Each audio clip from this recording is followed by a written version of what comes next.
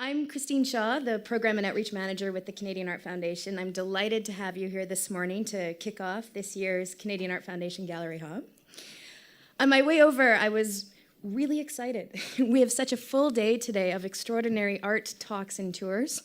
And while I was thinking about my excitement, another thought cut across my head, or across my brain, and it was back from the early days when I was falling in love with my partner, and he pulled back from the dinner table. He said, "Girl, I got a lot of love to give." And I was thinking about that today because we have a lot of programming to give to you today. And we're very happy and delighted to have partnered with all the galleries and curators, artists, directors to help put this day on today. I thought I'd start with a rundown of the program. As you know, we're starting here at the Drake Hotel for an extraordinary talk on the inside story. So perhaps I just shared my inside story. And I'm delighted to introduce Richard Rhodes, editor of Canadian Art Magazine, who's going to moderate the panel this morning with Sky Glabush, who's here with us from London, Ontario, Dana Claxton, who arrived last night from Vancouver, and Yam Lau, who's just returned from Whitehorse in Alaska. So we have some travelers in our midst. Then this afternoon, right after we're done the panel, we spread across the city for 8 tours, including 5 off-tour talks and performances for a total of 13 talks in 4.5 hours, so strap on your roller skates. We're hoping that you can make it to as many tours or hop from talk to talk to talk and join us at the end of the day at 5 o'clock. Hadley and Maxwell will be giving a talk at Jessica Bradley Gallery, and that will be the site of our magazine launch and the launch of the Jason McLean's specially designed smart car. So it's a full day. What's really interesting for us with the fall issue of the magazine is we have extraordinary content, including a special section on Paris-Toronto, which is this citywide series initiated by the French consulate in Toronto. So kudos to them for connecting a number of galleries and institutions across the city in highlighting contemporary art from France. We at the Foundation have the honor of capping off the series with a symposium November 8th and 9th, mark your calendars, at both the Power Plant on the 8th and then at Toronto City Hall Council Chambers on November 9th. The symposium's called The Ecology of an Art Scene. And we're bringing together 12 Paris-based artists, curators, gallerists, directors, patrons in conversation with 12 Torontonians. And it's sure to be pretty extraordinary because we're going to look at, that's 3 times extraordinary, we're going to look at what makes for a vital art scene. And we're really interested in your feedback and how you feel or what you feel helps sustain the vital art scene, including touring around on a rainy Saturday. So that content from the Paris-Toronto project is featured in the magazine. So join us tonight to celebrate that project. In order to provide this kind of programming to connect with so many people, we want to thank generously the Toronto Port Authority and BMO Harris Private Banking, who help us make a day like today happen. At the same time, we want to thank The Grid, our media partner, who helped us spread the word. They inserted 75 copies of our Gallery Hop Day brochure in last week's The Grid, and it hit the city, so we're hoping it draws out new audiences. We'd like to thank SMART, who is our launch partner, and as you'll learn tonight when you come to the launch, we partnered with them to commission Jason McLean to paint a smart 4.2 electric drive. You've perhaps seen it in the last 3 issues of the magazine. We've been slowly revealing the car and the design. And last but not least, I'd like to thank Mia Nielsen and the Drake Hotel, who generously is sharing this space with us for our panel this morning and is also providing us with coffee, care of Fresh Coffee Network Merchants of Green. This is the first time this coffee has ever been tasted in Toronto, so we're hoping you're enjoying it. It is not only organically grown, fair trade, and fresh roasted, but it's processed with 100% clean, renewable energy by a growing women-led farmer cooperative in Honduras. So rock on. Thank you, the Drake, for sharing this amazing coffee for us from such an awesome initiative. So yes, please join me in welcoming Richard Rhodes, and we hope to see you at the end of the day. Well, good morning. It's the diehards. This is the first time we've had a disco ball. So welcome, disco ball. And of course, we know Whitehorse is in the Yukon. It just feels like Alaska. So It's been a busy week at Canadian Art. Thursday night was our gala and our auction. We had Bill Clark put together art advisory team that really had a stunning collection of artwork, and Versus did a really special installation for the gallery hop. Let's see, what else has happened this week? We are busy shipping magazines of our fall issue to Winnipeg, where I get to give a workshop on how to write a review next week. And if any of you have plane tickets for Winnipeg next week, it's going to be a really great workshop. Let's see, what else did we do? As of late last night, if you had your iPad, you could go to Newsstand, and I hope you've already downloaded our tablet app and free sample issue. And if you subscribe, our fall issue, which went on newsstands this week, our fall issue is now also available on our new tablet edition. And this is where we get to kind of thank Jeff Wall, because every image that runs in the fall issue of the magazine is on our tablet edition. And of course, it's backlit. Many of them are pinchable and scalable. Many of them are expandable, and they all look totally terrific. But let me get to the inside story, especially since this morning's really a good time to be inside. And that's not it. That's my gallery hop map. This year's gallery hop theme, Inside Story, should probably come with a couple of exclamation marks after the Y. It's a tabloid title, or at least a title borrowed from a hovering tabloid spirit, shouting out the narrative capacities of contemporary art. The title underscores how there's always more than meets the eye when we look at art. Behind the retinal signals are engagements with history, social space, and transformed personal experience. The inside story is what we want when we look at art. It's a synonym for the curiosity that makes us pause and start thinking in front of it. It's a description of our expectations and a gesture towards where they lead. We have terrific panelists today who, as they show images and discuss them, will take us inside their art. Words, as always, do the lion's share of work in taking us behind the picture plane. This also explains why we have art magazines.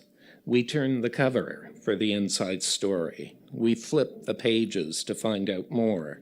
We look to the captions in the same way.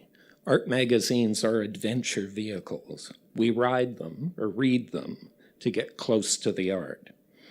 The theme this year shapes not only the gallery hop and this panel, but also a fall season at Canadian Art. When you get to Art Toronto next month, you'll see the title again in our booth in relation to the talks that myself and Brian McLaughlin and David Baltzer will give about artists showing at the fair, and in the panel moderated by Leah Sandals about the coming generation of art professionals. Getting an inside story also applies to our November symposium, Ecology of an Art Scene, that caps our Paris-Toronto coverage that's in the fall issue. I'm beginning to think I've got some kind of inside story bug. It's taking over. A simple walk to the subway for me becomes an occasion to see the theme in action. Like, for instance, a house on Lansdowne Avenue that I pass every day on my way when I take the subway. A year or so ago, I noticed that the building, which has a big square extension out the front of it, had sold. A new life was coming to an old laundry, or at least a building that had a Portuguese sign that said laundry in the window for years, behind its now boarded or covered windows. Here was a place where whatever was happening inside. The exception was a visibly new gate to the backyard that opens off the walkway between the old laundry and the house next door. Whoever built it had given some thought to the neighbors. Their gate stands with a dome top edge, a little extra decorative effort that adds an air of gentility to the long view of coming home down the walkway. The new gate, although in a different color, matched it. Whoever was behind the covered windows and the billowing plastic tarp on the sold house was clearly a sensitive soul. They had made a newcomer's gesture of showing shared tastes and values, just the kind of signal you might want from a new neighbor.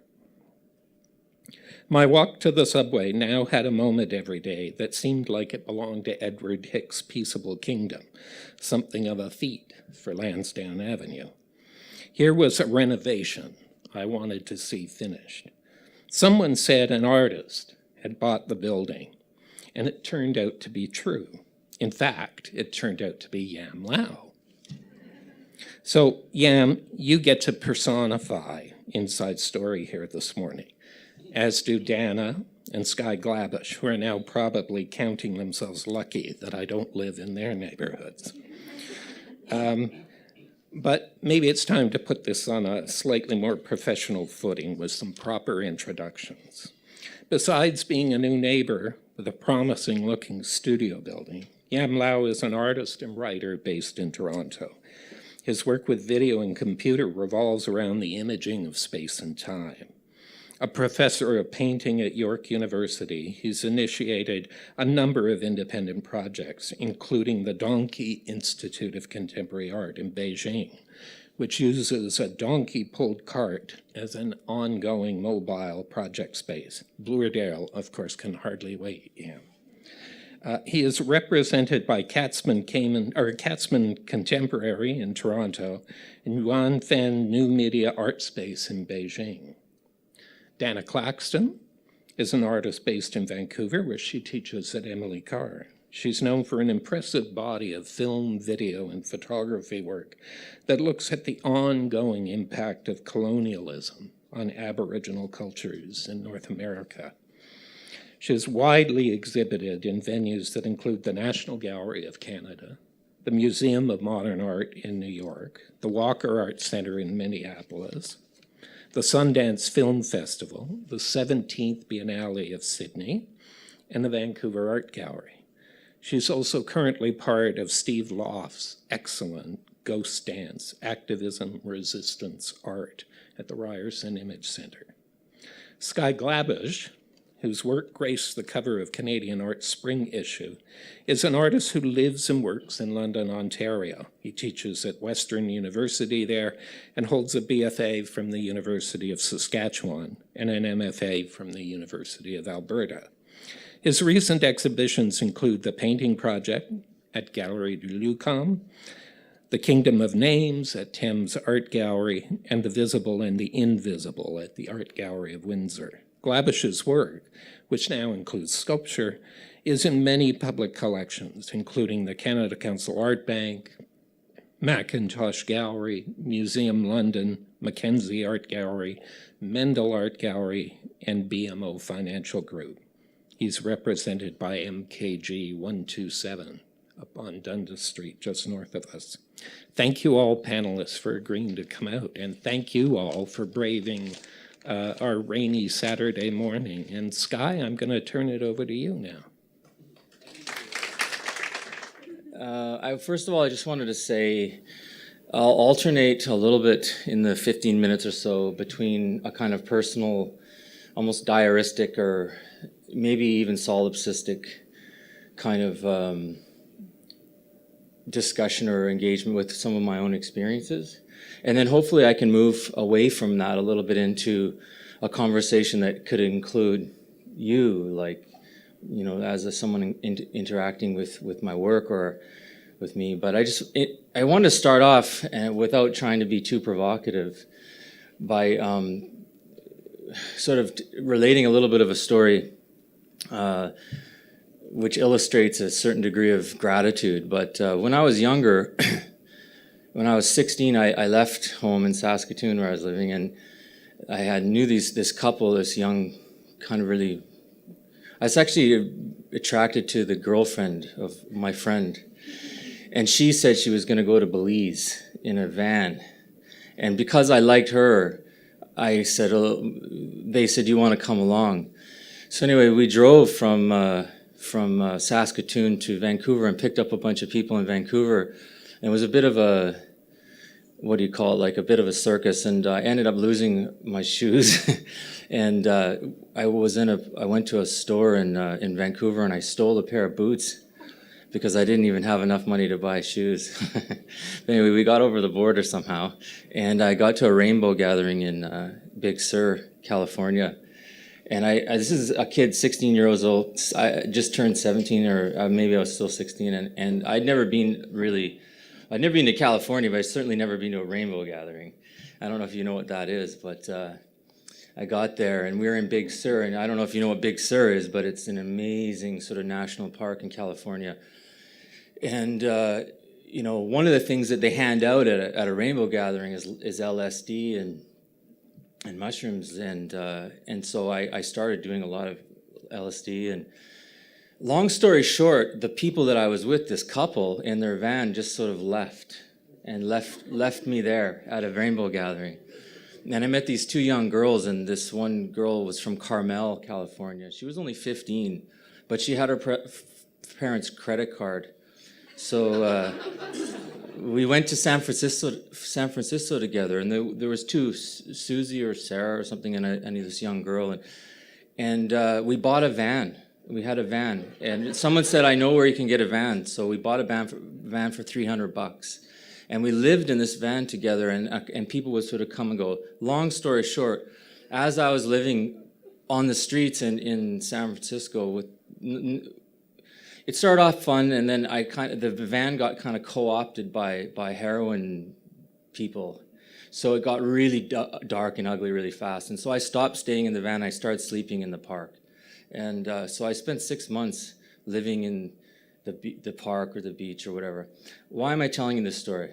Well, I'm telling you it on one level because it's a colorful story, but on another level, I started doing a lot of LSD. And at one point, I had one of those crazy nervous breakdown kind of LSD trips where sometimes they put strychnine in LSD to make you have a bigger impact, but it's rat, kind of like, I think it's rat poison. But the combination of strychnine and this large dose of LSD sent me into like a psychosis. And I was in the park and I lost everything. I lost my clothes, most of my clothes. I lost my wallet, or my bag. I had a little purse. And I lost my passport, I lost my money, and the strychnine causes you to bite your lips and tongue and stuff, so I was covered in blood. Sorry, first thing in the morning. And I walked out of the park after I'd sort of tripped really, really, really hard, and I saw these Mexican guys working in a bakery. It was about 5 in the morning, and it was like they were seeing a zombie, like a monster. And I had frightened them so bad that they ran back into the bakery. And then I realized at that moment how far away I was from reality, because this has been going on for a few months.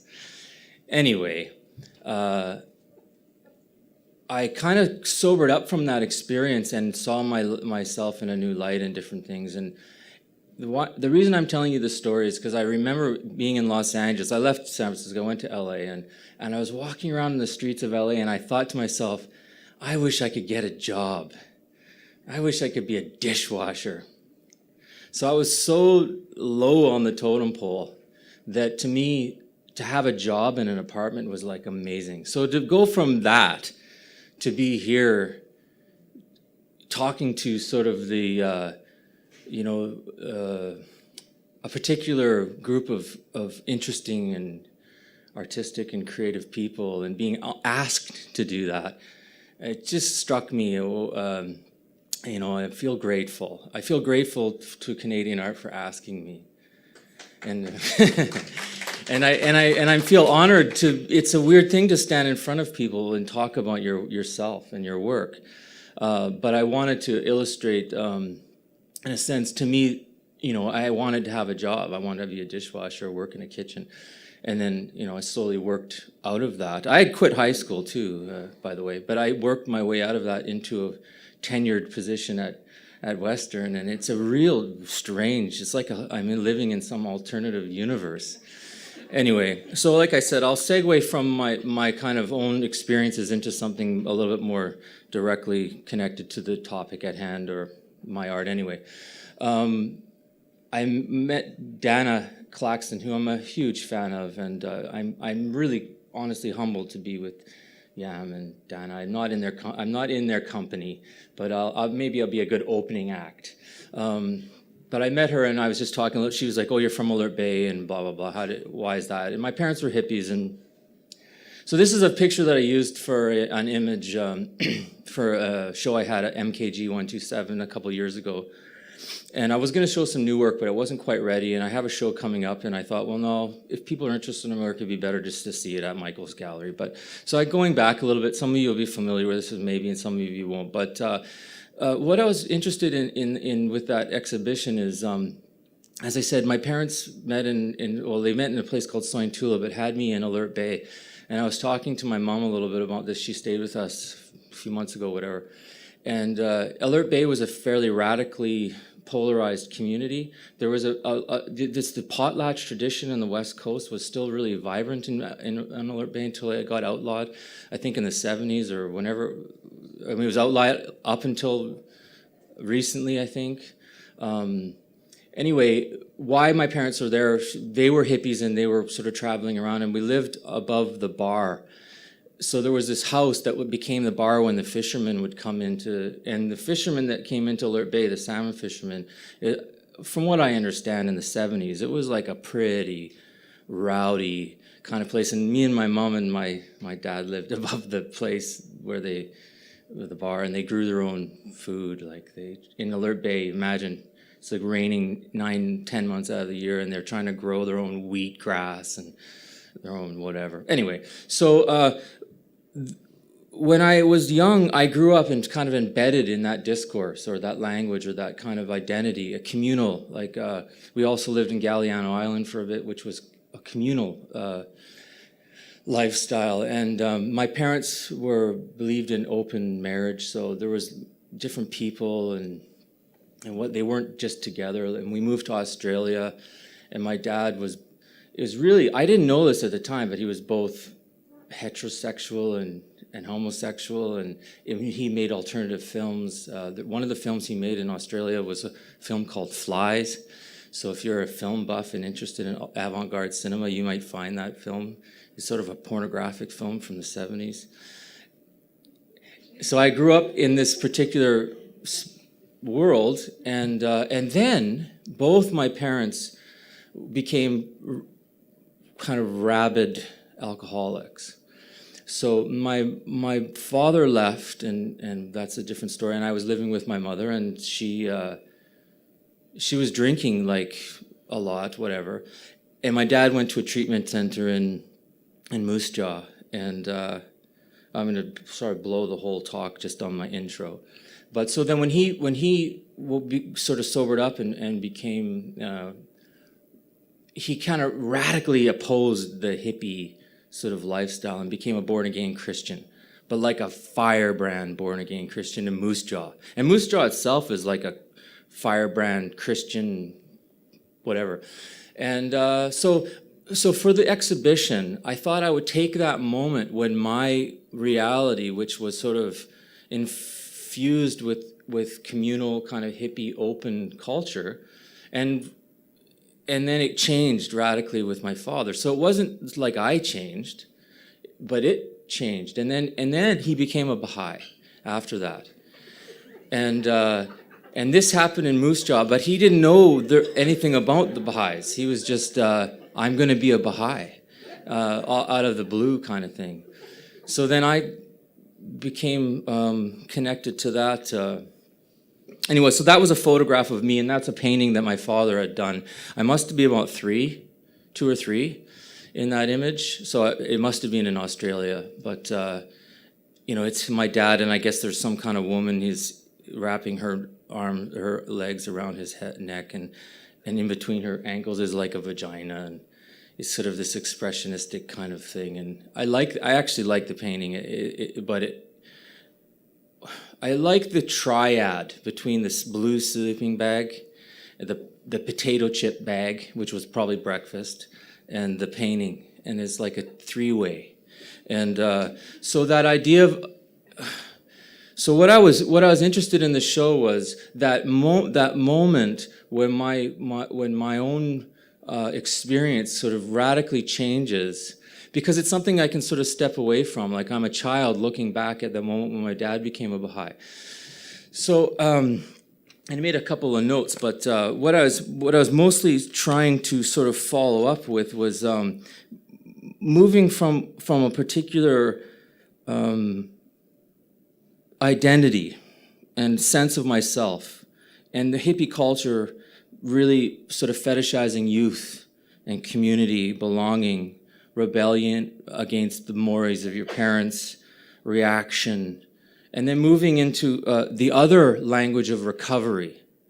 And I thought that was a really interesting world, like AA, Alcoholics Anonymous, and the Baha'i community. And the Baha'i community in Moose Jaw in Saskatchewan in the 70s was mostly hippies. They were mostly people that became Baha'is through Seals and Crofts, that band.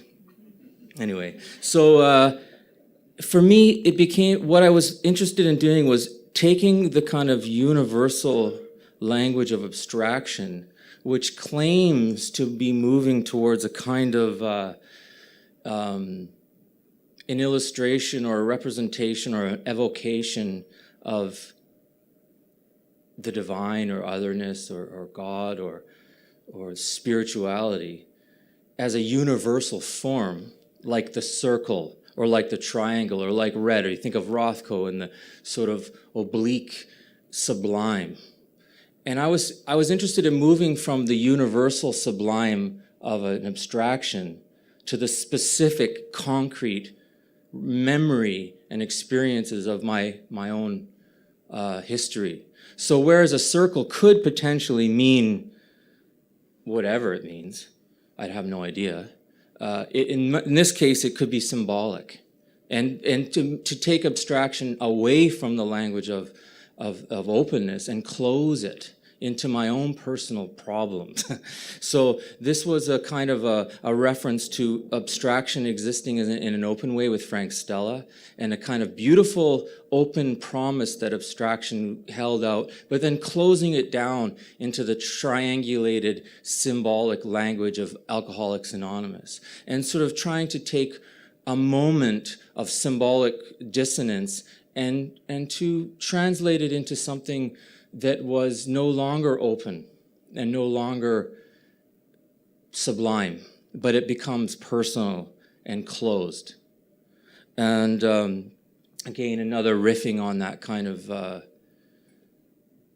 the symbolic language of Alcoholics Anonymous. But now we've moved into a different, now this starts to open back up again into another kind of thing. So that was what I was doing in that particular show. Starting from that moment where I could almost see the different types of language, so I'll just quickly move back. Like I could see this image on the bottom was a scholar from the 19th century. There was a Baha'i scholar. And so there was images like that floating around as a child. And then before I did the show, I don't know if anybody's, I'm sort of assuming that most people aren't familiar with my work, but I know there's a couple people here who are. I know you, we've been together before in my studio. So for a while I was doing these sort of large landscape paintings, and I was sort of trying to come to terms with living in London, Ontario, and I was trying to translate being in London through, oh shit, I'm almost out of time. I am out of time. I'll wrap this up. Trying to sort of figure out where I was in London through painting, like through chambers and through looking at the way Ontario had been imaged. So I'd done a number of paintings and they were interesting enough, I suppose. But then I couldn't do any more. I really, really just could not make any more work. I had a kind of a meltdown.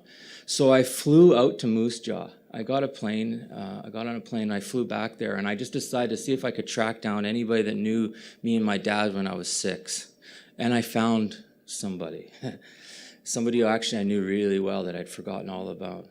And she took me in and she showed me her archives. But she said, I know of a guy who photographed that time really well. He's an artist. You know the artist Edward Poitras? It was his teacher, Lauren Stevenson. He said, I know Lauren. You should call Lauren. And Lauren used to live in Fort Capel but moved to Moose Jaw. He came over like an hour later with boxes and boxes of archived photographs from that time. So I'm like, wow, this is amazing. So I just went through these archives and I took photos. And I found an image from his archive of an ad that they had taken out in the Moose Jaw newspaper. And I just thought, what a weird ad. And again, it sort of represented to me something open and interesting, and it looked like a Malevich painting. It had this sort of constructivist quality, but then it's like, have you heard of Baha'u'llah? And resounding no. So it was a question with a kind of a strange answer, and that was a provocation for the exhibition, and so in that show, I was dealing with kind of the language of abstraction. And so in these watercolors, I was actually trying to carefully plot my way through sort of symbolic, theosophy and early modernist tenets, and a kind of a parody, actually. I was trying to say a triangle for me is really just a triangle, and blue doesn't mean the cosmos, it's just blue. But it was sort of weird how that it actually changed as I did them. This was a little sculpture that was at the center of the exhibition that I had made. And you can sort of see how the works relate one to the other. So after that show was done, I said I was doing sort of parody of modernist sort of watercolors. But then I moved from that language of parody into, I actually really enjoy this. And that was the one that you may have seen on Canadian Art. And it was actually starting from that kind of personal space, but then after a while I still do feel a kind of a real interest in playing with some of those ideas. I just quickly show you a little bit of new work. I started working with sort of more sculptural forms that feed off the larger pieces. They're still about transformation and materiality, presence. They still use a sort of symbolic language like the cruciform. This is made from clay and salt. I have 3 more images, but I'm not going to show them. I'll just finish with this last one because I really don't think it's fair to go so far over time. But this was also in Canadian Art, I believe, and it's an image called Portrait as Gertrude Stein. And it's a self-portrait of me when I was 10. And the photographer, I was just smiling, and this photographer said, you should open your mouth when you smile. So I had this sort of grimacy thing, and I saw the photo, and I thought it was so tender, this me as a 10-year-old trying to smile properly. So I made this self-portrait, but then it sort of, I was interested in the idea of masculinity, and that of Picasso's portraits, the most masculine of his portraits, the only one that's actually made, which seems with a certain degree of love, is the one of Gertrude Stein, where she's super masculine. So I thought it was interesting for me just performing a kind of gendered role in my own portrait, but also sort of referencing my experience as a child. So again, this isn't meant to be a lecture. It was supposed to be an introduction. I've gone too long. I'll stop, but yeah, thanks. Good morning, and I just wanted to, of course, thank the organizers of today's event and the other panelists for this event, as well as all of you for being here. I'm going to talk a little bit about this series called AIM, which stands for the American Indian Movement, and it consists of AIM 1, 2, 3, and 4. And just thinking actually about Rothko, when I did this one, this was my homage to Rothko. And I actually, they were documents, declassified FBI documents that I had got while I was doing research at the New York Library, and in the late 80s, actually, so I've been packing them around for a while, and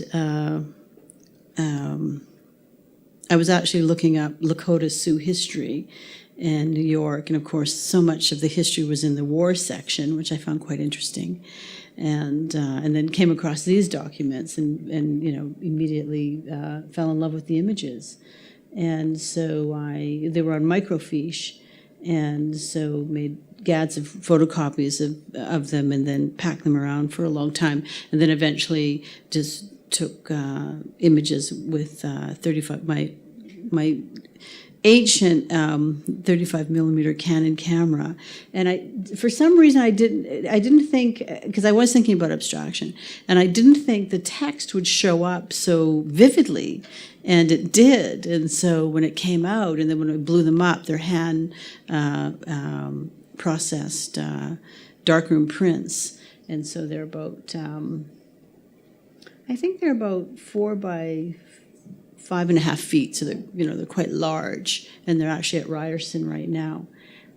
So I was also thinking about grain, of course, but thinking about the archive, and so this work is thinking about sort of the erasure of liberation and sort of what gets covered up, and what the inside story is behind this, what is behind this erasure, and but also, of course, peeling back the surface. I was thinking about the unnecessary fear that surrounded this particular liberation movement. And so the apparent kind of dangerous zone of the margins were clearly marked in this movement of AIM, and that the FBI and the American state, as well as actually the Canadian state and publics, including Indigenous publics, were led to believe that AIM was some sort of terrorist organization that was going to overthrow America.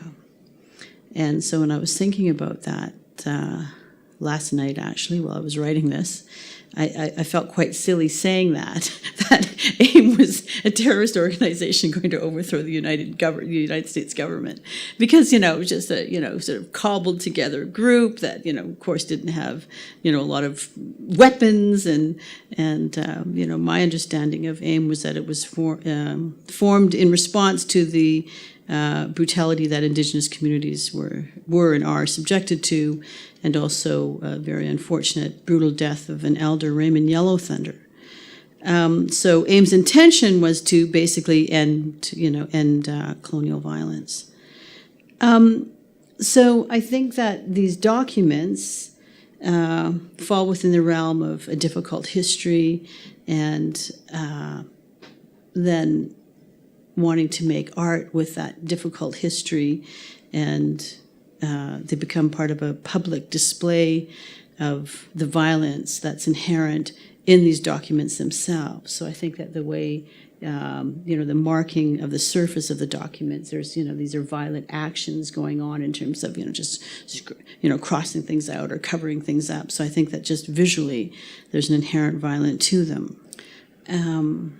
And the shared history of events surrounding the narrative of these works crosses the border of Canada and the United States. And of course, there were, I think, with many liberation movements, there's pockets in different countries. So there was pockets of the American Indian movement in Canada, as well as in Vancouver as well. And, of course, especially regarding Leonard Peltier, who was arrested in Canada and has been in a U.S. jail for, I think, almost 40 years, and many believe that he's there unjustly.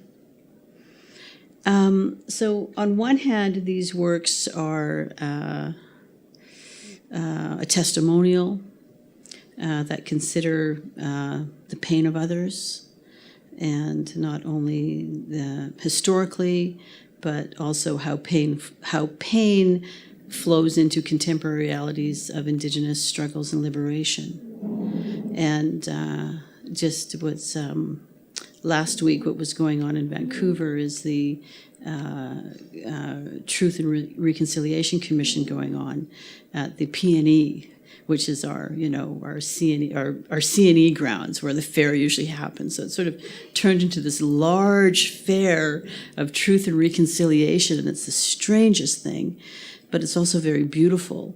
And I was calling it the Happy Sad Show, and that you could go and listen to heart-wrenching public testimony of residential school experiences, and then you could go shop for moccasins, and so there was just crazy things going on. And then you'd go to certain areas that were really dense, of looking at archives from the different church and government and residential school archives, and there was thousands of Indian people there as well as non-Indian people. In fact, I was going to say I teach at UBC, not Emily Carr, and so UBC closed the university for Wednesday, so all of our students could go and participate and participate in Truth and Reconciliation. So,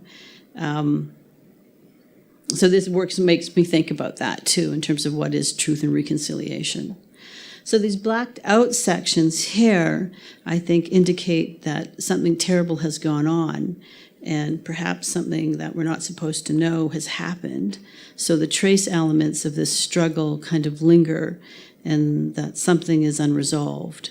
And I think as well as in terms of Truth and Reconciliation, and then especially in the province that I live, although I grew up in Saskatchewan, and I grew up in Moose Jaw too, so we were sharing some Moose Jaw things earlier. But being in a province that's in modern day treaty negotiation has been fascinating to be there, and it's dynamic as well as, of course, problematic that it's taken the legal procedures and all of those kind of things. But the fact that modern day treaty making goes on in our country, our Canadian beloved country, is quite remarkable. And within British Columbia, 7 years ago, the provincial government signed their treaty for the land where the legislature has been. So they're now no longer on unceded territory. So that people were quite happy about that. So, I've been living in this place of British Columbia where, I'm, have no treaty rights myself. My treaty rights are in Saskatchewan, although there's some things that carry over. But it's really informed my practice of living there for so long and working with many First Nations communities there. So politics interest me. So does, the sort of cosmopolitical interest me as well. And I think when I'm working with blue, I might be thinking about the cosmos, actually. But so this work engages ideas of critical aesthetics and difficult knowledge, and how one is to consider these works falls within the conversation of the ethics of care and responsibility. And I know those are, just thinking about the coffee, for instance. I don't think you get much more ethical with the coffee that we were served today, right? And so how do we live that kind of ethics daily? How do we walk in that kind of ethics of care with every move that we make, every decision that we make? So this is thinking about also, ethics of care and responsibility. And that the work is really, I think, about trauma and how we witness trauma and how we make trauma visible and visual, and perhaps also aestheticizing the trauma. I'm interested in, and actually she's a scholar here in Toronto, Britzman's idea of difficult knowledge, but within the context of art, which suggests a shattering of self to consider what is not learned or taught, and letting go of long-held beliefs in order to teach what is not known or perhaps what is unpleasant. And, I just made art from art as I didn't study art. I'm actually a self-taught artist. I went to SFU in an undergraduate program in political science, and women's studies, but dropped out. But then went back and did a master's degree in liberal studies. So I've never really studied art. I've studied art in other ways, but not formally. And but I think that one of the roles that my art has become, without it being necessarily intentional from the beginning, was that it has a, it's got a pedagogical nature to it, which I don't mind, which I really don't mind. And so so I think that this work reveals sort of there's something unpleasant about it, because then we have to deal with, the Indian question or the Indian problem, and, it's still in flux, right? Also thinking about theories of aesthetic and the educative experience, and thinking how the role of art has various roles, from pleasure to politics. And at the Truth and Reconciliation testimonies the other day, a woman spoke about her residential school experience, and and she said that she was in denial, thought that she was fine, very healthy. She had earned a few university degrees and was making money, and so that made her fine somehow. And then she went and saw an exhibition by Jim Logan, who did a series of paintings about residential school. And just seeing those paintings made her realize how she actually wasn't okay. And so she was talking about her out-of-body experience, looking at these works that were dealing with this difficult history. And of course, she spiraled into a really dark place, but came through it. But it was beautiful to hear her talk about how art had impacted her. So, so I'm hoping that these works have, of course, aesthetic qualities, but also that, how does work expand knowledge about something like the American Indian movement, but also this work considers the structural dehumanization of Indian people, which is, still kind of embedded in many social structures. And so that's been an ongoing interest of mine, is the structural dehumanization of Indian people. And, it's problematic, but it's fascinating because of how it lingers. And, where did it come from? And why does it still exist? And, so I'm curious about it. So thinking about, of course, these works, and as problematic as some of the work of Joanna, and I hope I'm saying her last name right, Malowinska's, don't know if you know her work, Polish artist who's based in New York. But in 2012, she exhibited, as part of her invitation at the Whitney Biennale, she exhibited paintings by Leonard Peltier from jail.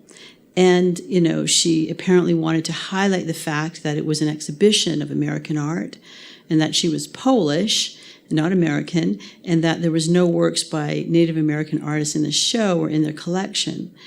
And, so I thought that she sort of acted upon the idea of difficult knowledge.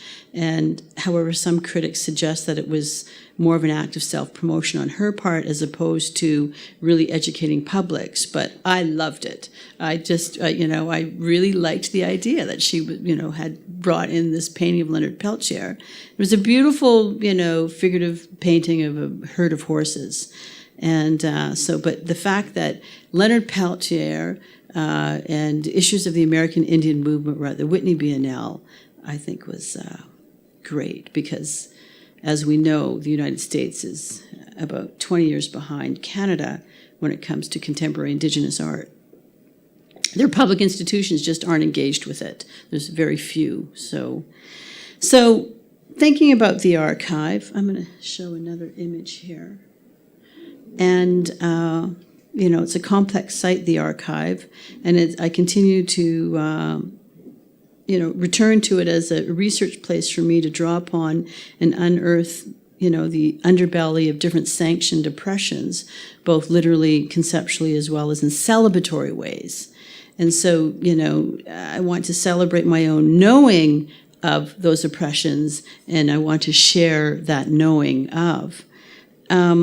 So I was thinking, well, how do we celebrate oppression? How do we aestheticize oppression and bring it into different contexts? And it's not just always this dense political thing. And, the idea that art has always been political, but if it sometimes involves Indian politics, then maybe it's more of a nuisance, right? So, thinking of ideas of unpacking oppression and bringing it to life and reconfiguring it somehow, but that to realize it, the implications of it, especially when it's been partially, government sanctioned. I think that there was the mention of the potlatch. The potlatch ban was for 100 years, from the mid-1800s to about 1950 or 60. And so that anti-potlatch ban was also, outlawing a system of economics that didn't correspond with capitalistic models. So it was, all kinds of reasons why Indigenous cultural practices were outlawed. And if you think of the criminalization of Indigenous cultures in our beloved Canada for 80 years, is quite significant to think that, our state was criminalizing other people's ideas. And, so the fallout of all of that's very complicated. But I always think that the sort of, quote, the killing of Mother Earth is a misogynist act, but also a very racist act. Because if we think of many of Indigenous cosmologies and worldviews, of course, are, this relationship with the natural world. And so there's something there. So these are the kind of things I think about. So I wanted to push this movement of the American Indian movement. So here's some, it's sort of extremist matters, and there were so much fear around them. And I wanted to push this movement and give it life in the art gallery, and for its history to become part of contemporary art discourse. So I'm not so interested in viewers feeling the pain or the trauma, but I'm more interested in some type of recognition that something bad has happened, and perhaps that, an action or a writing or, something can happen through the viewer that involves his subject. So through the field of art, the subject matter of aim gets placed into further discourses, and one would hope that hopefully the ideas and practices, fall within areas of social justice. So there seems to be a combination of critical pedagogy as well as critical consciousness in this work, which seeks some sort of emancipation and transformation of society that comes through the praxis of the viewer or the shopper buying coffee, right? So like, how do we make those decisions? And of course, thinking about praxis as in the sense of Pleibo, who defines praxis as, quote, a reflection and action upon the world in order to transform it. So within the realms of aesthetics, these works, which I understand to be the study of perception that is felt as a result of being engaged with an art object, I do wonder what's being felt by the viewer by encountering this series, and if indeed people want to transform the world or engage with them somehow. And I know transforming our world is a large task, but certainly the arts in Canada has played a significant role in the production and dissemination of Indigenous art, both by way of inviting us as well as of us breaking down doors, right? So it's been a sort of collaborative effort. And this is another work that just lists sort of the founders of the American Indian movement. So, I was thinking, wanting to aestheticize the movement, bring it into sort of a critical awareness, turn it into an object, and make it beautiful. And I actually think that these images are quite beautiful. So I think that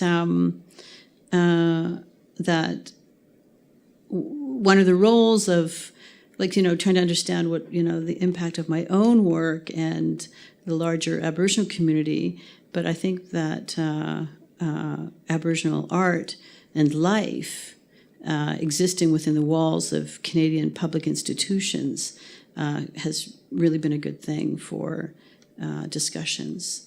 And so I think that through art, the inside story of Indigenous cultures and histories, as well as contemporary experiences, have been brought to larger publics, and hopefully have created new ways of knowing and understanding the difficult history that still haunts the present. And so that, I'll just show you, so there was 4 in that series, and they're at Ryerson now, and that's just a picture of them installed. Thanks. I just want to say thank you, Rick, for your very entertaining introduction by mentioning my house, this project on Lansdowne. And also very happy to be in the company of the other speakers today. Back to this house. I live in the Portuguese neighborhood. So my neighbors, they have been there for a few generations. So then I moved in. I started this building this house, this construction, starting maybe over a year ago. And it's covered in this kind of top. So you know it's a construction site. And now there's a joke in the neighborhood that my neighbors say, your house is taking longer than the Great Wall of China to build. So yeah, when looking back, I thought, yeah, when I started this project, I thought I had a plan. Yeah, but now I'm not sure if I do have a plan anymore. I can understand why they say this, because like for most people, like this Chinese guy building this thing that seems to be endless, not knowing where to go, the Great Wall of China seems to be a very appropriate metaphor for this, right? Yeah, but China is not just the Great Wall of China, of course. There's many aspects, very, very dynamic culture. Still, for a few years back, China to me was just that. I didn't know that much about China. So it was just the Great Wall of China, the Forbidden Palace, some beautiful landscapes in the south, and so on. Because I was born in Hong Kong under British rule. So Hong Kong is a city of capitalism on steroids, right? I like shopping. I was brought up in this culture. I like shopping. But then again, starting maybe 2007 or so, I start to go back to China. It is this moment that we can actually go, right? When I was growing up, it was the 70s. China was closed, Cultural Revolution. I had no access to this culture. The only thing I knew was Chinese language. That was my access. Right? So now with that, my knowledge of the language, I can speak and write. So I start going back to discover many interesting things about Chinese culture, and it has informed my work for the past few years. I work in computer-generated animation and digital video. So my work is always constructing a kind of virtual space, architectural virtual space that in some ways kind of document everyday forms of life and so on. But the architecture in the work is always in flux, like my real house that I'm building. So what you see here, I'm going to show you a few still images of my video work, and I'll show you a video. This is a work made in Beijing, 2008 and 2009. I went to Beijing and I want to make a creative documentary on this kind of typical Chinese courtyard house, which are being demolished very, very quickly. So again, this type of work, maybe you can call it a kind of memorial as well. I'll show you a few images here. So in the work, of course, it's a time-based work, you will see the architecture being made and unmade, always in a process of flux. And then another work I did in China was the Donkey Institute of Contemporary Art that Rick mentioned in his introduction. For me, it was started out as a joke because in Beijing, big city, you can still see donkeys on the street, right? Farmers be coming in from the countryside and try to sell things. And it's a very odd scenario that you can see donkey cart parked next to a Lamborghini, right? That you can see in Beijing. So this kind of strange collision, you know, where the boundary of the city, the distribution of wealth and all of that class distinction is all played out in very obvious ways. So I thought that was interesting. Maybe I could just adapt the donkey cart as a mobile project space, as a way perhaps to understand the city, right? Being kind of a tourist coming back to China to discover China, this might be a good vehicle. So at first we did that. We collaborated with a farmer. I say collaboration because I'm working with a partner, Michael Yuan, also Chinese from Australia also coming back to China to discover China. So it's a collaborative project. We first started this project with video. It's a video, see that we have monitors on the donkey. And the donkey just meanders through the city. Now, it just seems so fun to do, but the moment you do something like that in China, you run into problems very, very quickly. In here, we just do it. It's intervention, right? I have a history of doing intervention work, so I thought, let's just do it in China. Very quickly, we get harassed by policemen. We get monitored by secret police. Our website was censored, and so on and so on. So what IYY has gone through, I had a taste of that. I was not arrested, but I was taken in the police station, and our gears were confiscated, and so on and so on. So then, learning a little bit of that, how dark and difficult it is. We adapt, we evolve, so we don't stop. We build these kind of boxes later on to expand the project a little bit. So these are boxes that are built after World War II, these ammunition boxes for weapons. So we're fighting back, in a sense. Yeah. So that's the diagram for the work. 4 boxes. It can be put together like this, and it can be adapted to the donkey cart very quickly. So again, that's a reaction to this. That is the piece itself. Yeah.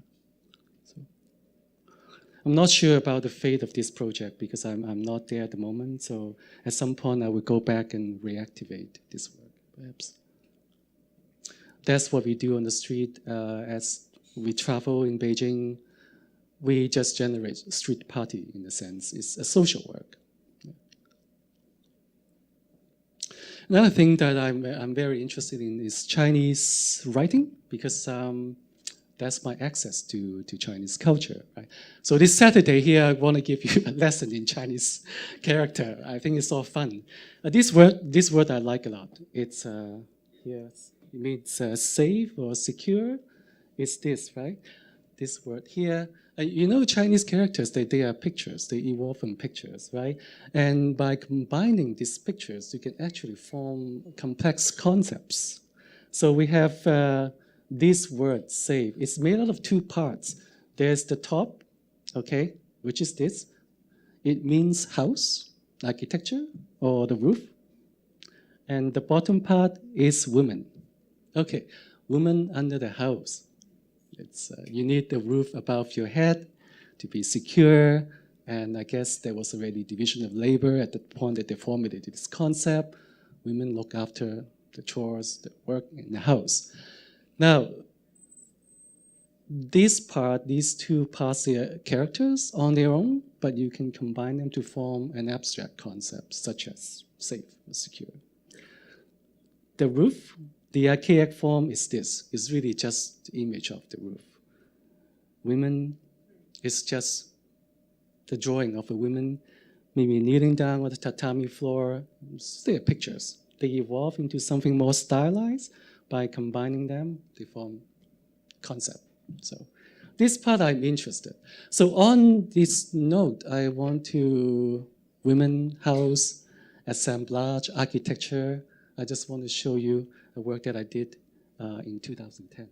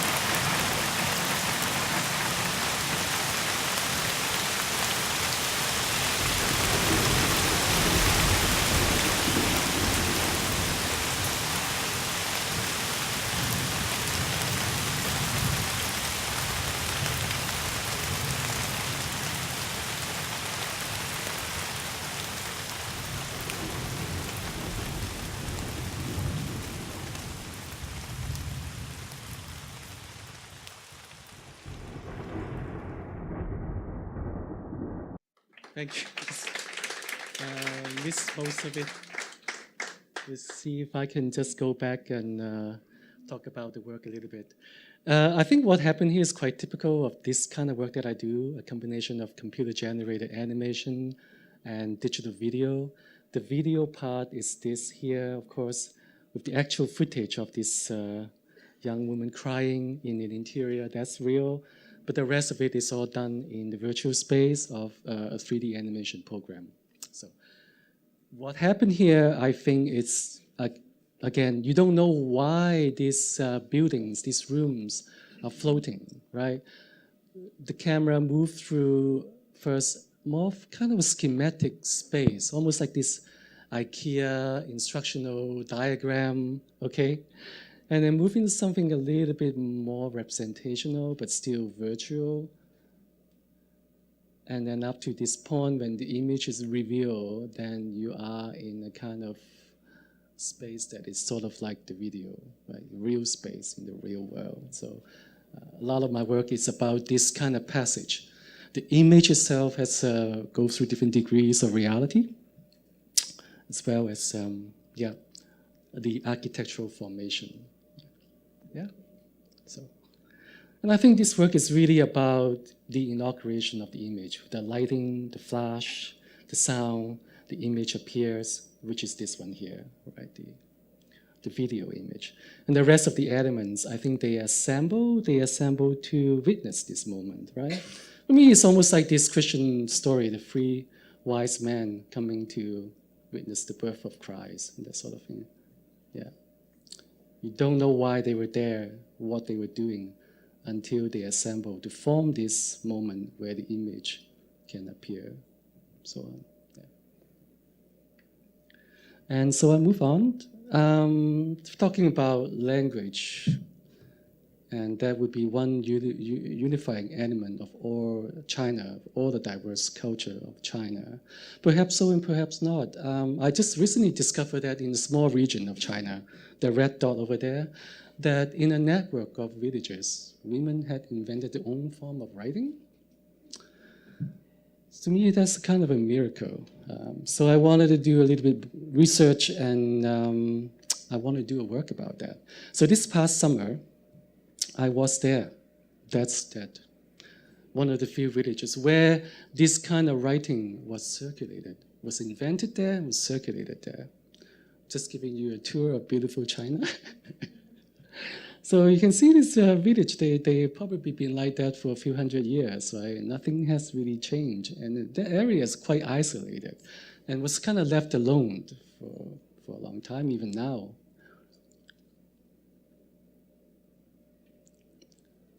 So this would be one of the books that they made in a beautiful form, cloth bound.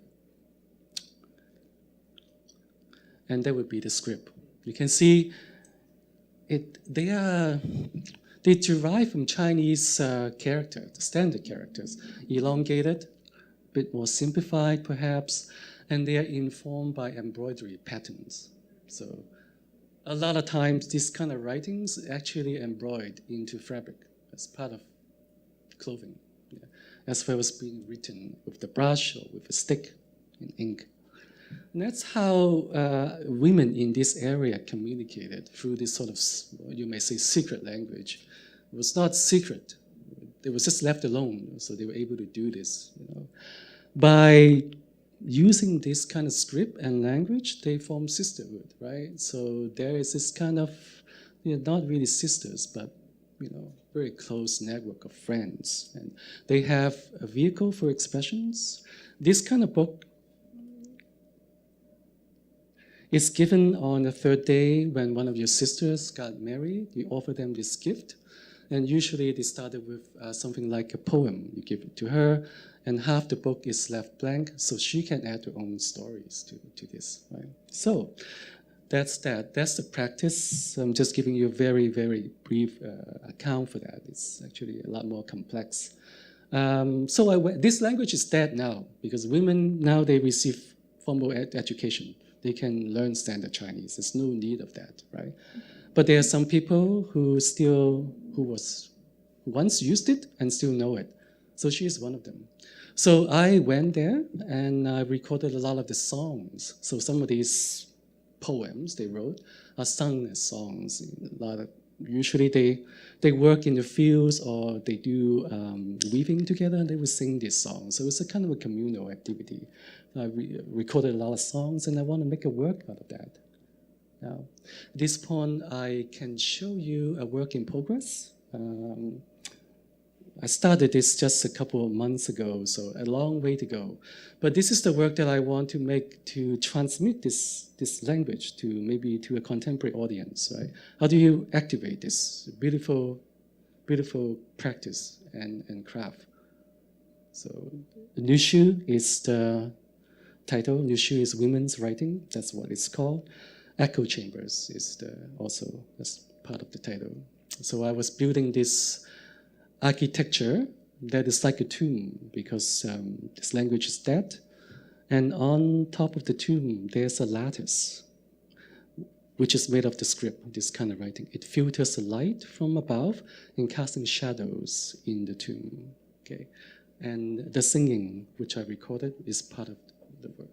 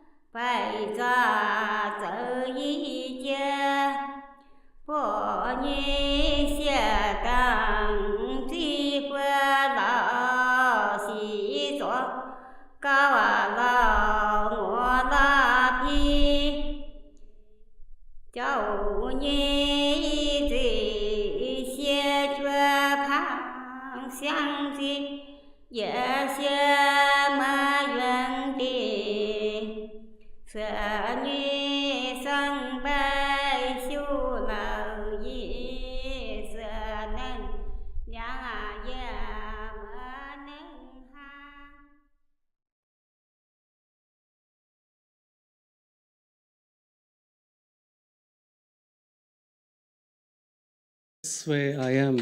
Thank you. I think the work, if I'm gonna work on this, it should be a lot more complex. There will be many more rooms and many more voices, so it becomes like a chorus, right? And the idea of echo is like, when you cast a voice in space, it comes back more. That's why, like, how do you create future with what you have, right? How do you generate this excess, right? So that is the effect of the echo. That's my intention. Okay, thank you. Thank you, panelists, a lot. I mean, with the inside story, you never know what you bargain for. And I think all of you are perfect examples of that. And quite frankly, for me, you're all an inspiration for us to keep doing what we try to do, which is to tell stories about artists. And I think, one of the sad things that's happening in Canada is that art critics are disappearing from newspapers. And so, in fact, the public knowledge of artists is getting less and less and less. We hand out Governor General's awards every spring, but all of the artists tend to also be pensioners. So it's almost as if it's a survival award. And yet, in fact, we all know from our time in the art scene and thinking about the art scene that the time to cover an artist is when they're hitting their mark and when they're on. And I think all of you today told stories and showed works that I think keep us excited about that prospect. Now, I've calculated maybe 20 minutes to get from here to our first talk when Leah Sandals is at DS Contemporary.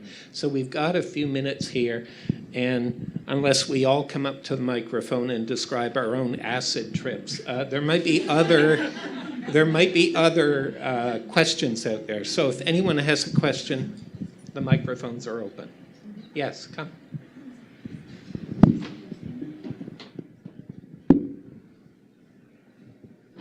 Hi, Dana. Great to hear you speak. Hi. I wanted you to talk a little bit more about concepts of beauty, because one of the things that you said in your amazing multi-layer talk was that these images are really beautiful. And beauty has been such a contested terrain, the anti-aesthetic, et cetera, and its politicization. And I just was very struck by that thought, and I wondered if you could talk about how beauty gets reconstructed through forms of resistance, or how you're thinking about beauty. Well, I think one way is also within the Navajo philosophy of walking in beauty, that term, that when you walk in beauty, when you surround yourself with beauty in the four directions and the above and the below world, that somehow you can walk in, it has a relationship to justice. And so I always think about the Navajo saying to walk in beauty. And I think it occurred to me quite recently, maybe about in the last 5 years, that the West doesn't own logic, and they don't own beauty either. Otherwise, then we can't ever say something's beautiful, that it has this, this long narrative that's attached to it. So I'm thinking about beauty, but in relationship to justice. So thanks for asking that, because I think I should be clear about that too. Mm-hmm. So this is a bit related, and it applies to all the artists who spoke today. Now, a lot of what Sky and Dana imparted with their the works that were shown and talked about had to do with image, and Yam's was really about that crossover between language and image. But that was an element that applies to all the works. And one of the things that I thought about with Dana's presentation was how, you spoke about the kind of the sort of the aggressive intentionality of the redaction of these documents that had this kind of power revelation that wasn't maybe even actually intended by the people who transferred the files from the FBI to the New York Public Library. But the language that was left was actually rather kind of, positioned objectively, like in AIM 3, the summary of what the purpose of AIM was, I think would be something that the principal organizers would have agreed with was what it was about too. So, and then with Sky, these vestiges of,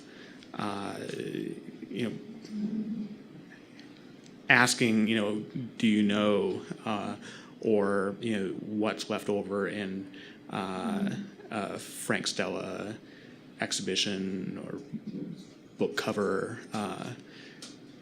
are important elements of, as well as the symbology that you're sort of throwing open. So I'd just like you to, say something about, how language functions as an image in all your work.